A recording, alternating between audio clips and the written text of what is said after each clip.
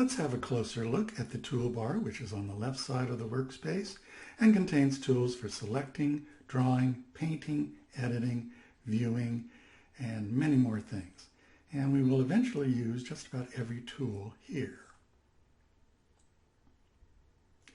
I'm going to hover my cursor over the top tool, the black arrow, which is the selection tool, our main tool that we'll be using. And when I hover over it, it gives me a tool tip with the keyboard shortcut next to it. So you can always just press V on your keyboard to select that tool. The tool below is the direct selection tool, and notice that there is a triangle in the lower right corner. That means there are more tools underneath, and if I click that triangle, it will bring up all the other tools that are associated with the direct selection tool.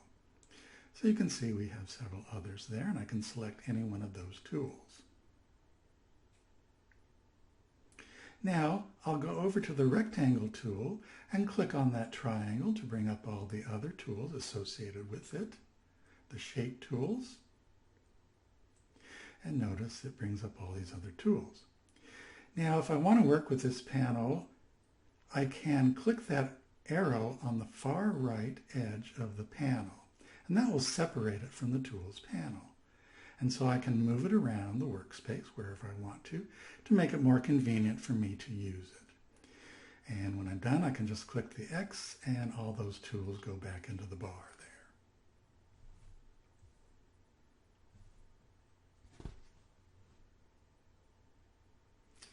there. Now we can do the same thing with the tools panel. It just makes it easier to work with. Sometimes if we're working on artwork, we can move our toolbar around to wherever we want it and reconfigure it in different ways. Right now it's in a single column. If I click that double arrow at the top left, that will bring it into a two-column arrangement. Maybe you like that better, I don't know.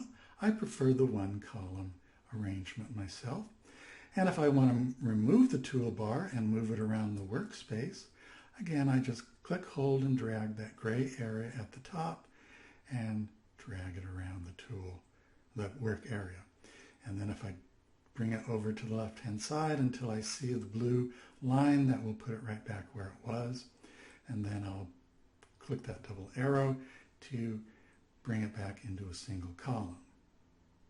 Now, even though we have a lot of tools here, there are a number of other tools that are not shown. I'm going to click those three dots at the bottom, which are the Edit Tool command, and you can see that any of the tools that are grayed out are already in the toolbar. Those that are dark are not in the toolbar. And they're just doing this to save space, I suppose, but we can select any of those tools that are not in the toolbar and add them to it if we'd like.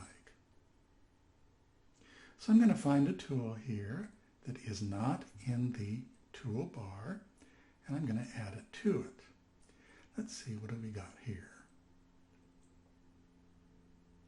I think I'll get the spiral tool and bring it right next to the rectangle tool. I'm going to click, hold, and drag it over to the rectangle tool, and I see a plus sign next to my cursor, and that means it's added it to that set of tools, and there it is, the spiral tool.